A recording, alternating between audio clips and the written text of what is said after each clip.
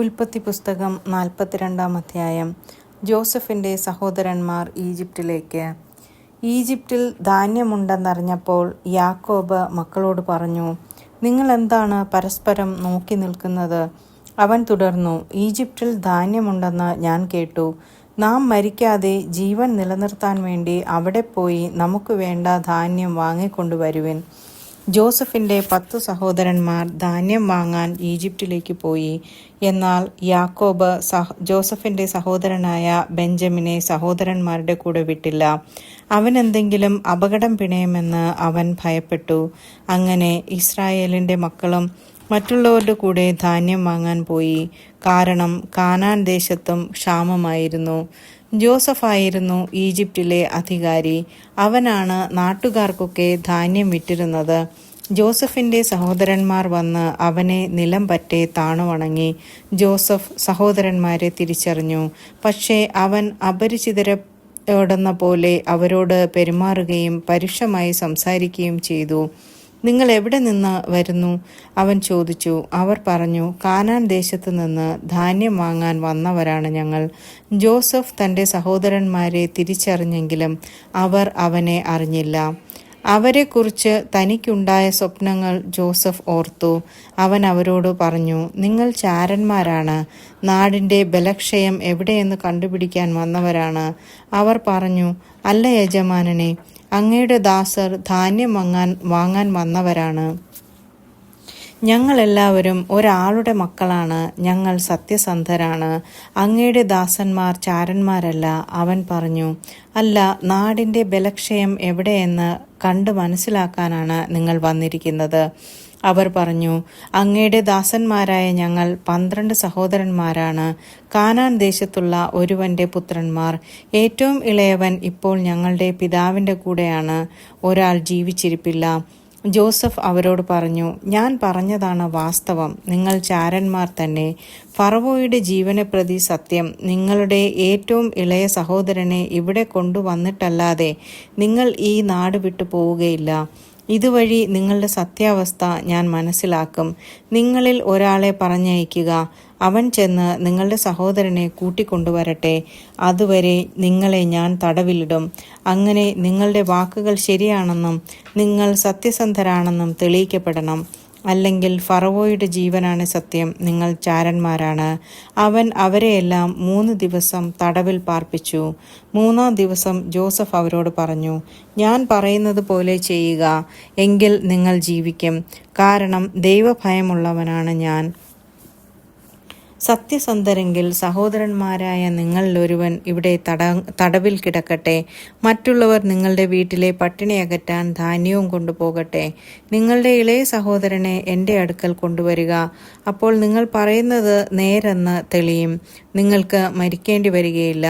അവർ അപ്രകാരം ചെയ്തു. അവർ തമ്മിൽ പറഞ്ഞു, ഇത് നമ്മുടെ സഹോദരനോട് നാം ചെയ്തതിൻ്റെ ഫലമാണ് തീർച്ച. അവനെന്ന് കേണപേക്ഷിച്ചിട്ടും അവൻ്റെ പ്രാണസങ്കടം കണ്ടിട്ടും നമ്മൾ അവന് ചെവി കൊടുത്തില്ല. അതുകൊണ്ടാണ് ഈ ദുരിതം നമുക്കിപ്പോൾ വന്നിരിക്കുന്നത്. അപ്പോൾ റൂബൻ പറഞ്ഞു, കുട്ടിക്കെതിരെ തെറ്റ് ചെയ്യരുതെന്ന് ഞാൻ അന്ന് പറഞ്ഞില്ലേ? നിങ്ങൾ അത് കേട്ടില്ല. അവൻ്റെ രക്തം ഇപ്പോൾ പകരം ചോദിക്കുകയാണ്. തങ്ങൾ പറഞ്ഞത് ജോസഫിന് മനസ്സിലായെന്ന് അവർ അറിഞ്ഞില്ല. കാരണം ഒരു ദ്വിഭാഷിയുടെ സഹായത്തോടെയാണ് അവർ ജോസഫുമായി സംസാരിച്ചത്. ജോസഫ് അവരുടെ അടുത്ത് നിന്ന് മാറിപ്പോയി കരഞ്ഞു. തിരിച്ചു വന്ന് അവരുമായി സംസാരിച്ചു. അവരുടെ കൂട്ടത്തിൽ നിന്ന് അവർ കാണെ ശിമയോനെ പിടിച്ച് ബന്ധിച്ചു. അവരുടെ ചാക്കുകൾ ധാന്യം നിറയ്ക്കാനും ഓരോരുത്തൻ്റെയും ചാക്കിലും അവനവൻ്റെ പണം തിരികെ വയ്ക്കാനും യാത്രയ്ക്ക് വേണ്ടതൊക്കെ കൊടുക്കാനും അവൻ കൽപ്പിച്ചു. ഭൃത്യർ അങ്ങനെ ചെയ്തു. ധാന്യം പുറത്ത് കയറ്റി അവർ യാത്ര തിരിച്ചു. വഴിയമ്പലത്തിൽ വച്ച് കഴുതയ്ക്ക് തീറ്റി കൊടുക്കാൻ അവരിൽ ഒരാൾ ചാക്ക് തുറന്നപ്പോൾ താൻ കൊടുത്ത പണം ചാക്കിൻ്റെ മുകൾ ഭാഗത്ത് ഇരിക്കുന്നത് കണ്ടു. അവൻ സഹോദരന്മാരോട് പറഞ്ഞു, എൻ്റെ പണം ചാക്കിൽ തിരികെ വച്ചിരിക്കുന്നു. ഇത് കേട്ടപ്പോൾ അവരുടെ ഹൃദയം സ്തംഭിച്ചുപോയി. പേടിച്ചു വിറച്ച് മുഖത്തോട് മുഖം നോക്കിക്കൊണ്ട് അവർ പറഞ്ഞു, എന്താണ് ദൈവം നമ്മോട് ഈ ചെയ്തിരിക്കുന്നത്? കാനാൻ ദേശത്ത് തങ്ങളുടെ പിതാവായ യാക്കോബിന്റെ അടുത്ത് തിരിച്ചെത്തിയപ്പോൾ നടന്നതെല്ലാം അവർ അവനോട് പറഞ്ഞു.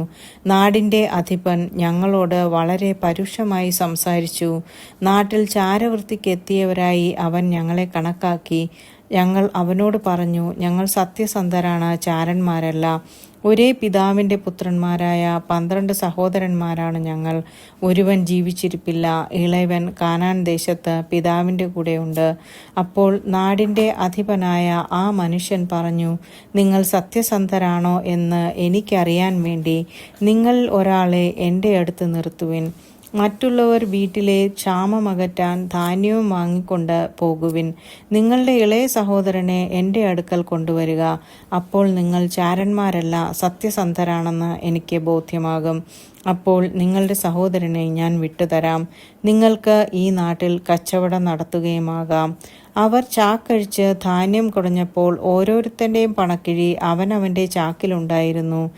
അവരും അവരുടെ പിതാവും ഇത് കണ്ട് ഭയപ്പെട്ടു. യാക്കോബ് വിലപിച്ചു, എൻ്റെ മക്കളെ നിങ്ങൾ എനിക്ക് നഷ്ടപ്പെടുത്തി. ജോസഫ് നഷ്ടപ്പെട്ടു, ശിമയോനും പോയി. ഇനി നിങ്ങൾ ബെഞ്ചമിനെയും കൊണ്ടുപോകും. എല്ലാം എനിക്ക് പ്രതികൂലമായിരിക്കുന്നു. റൂബൻ പിതാവിനോട് പറഞ്ഞു, ഞാൻ അവനെ തിരികെ കൊണ്ടുവന്നില്ലെങ്കിൽ എൻ്റെ മക്കളെ 2 പേരെയും കൊന്നുകൊള്ളുക. അവനെ എൻ്റെ കയ്യിലേൽപ്പിക്കുക. ഞാൻ അവനെ അങ്ങയുടെ അടുത്ത് തിരികെ കൊണ്ടുവന്നു കൊള്ളാം. യാക്കോബ് മറുപടി പറഞ്ഞു, എൻ്റെ മകൻ നിങ്ങളുടെ കൂടെ പോരില്ല. അവൻ്റെ സഹോദരൻ മരിച്ചുപോയി. ഇനി അവൻ മാത്രമേയുള്ളൂ. വഴിക്ക് വെച്ച് അവൻ എന്തെങ്കിലും സംഭവിച്ചാൽ തല നരച്ച എന്നെ നിങ്ങൾ ദുഃഖത്തോടെ പാതാളത്തിലേക്ക് തള്ളിവിടും. ആമേൻ.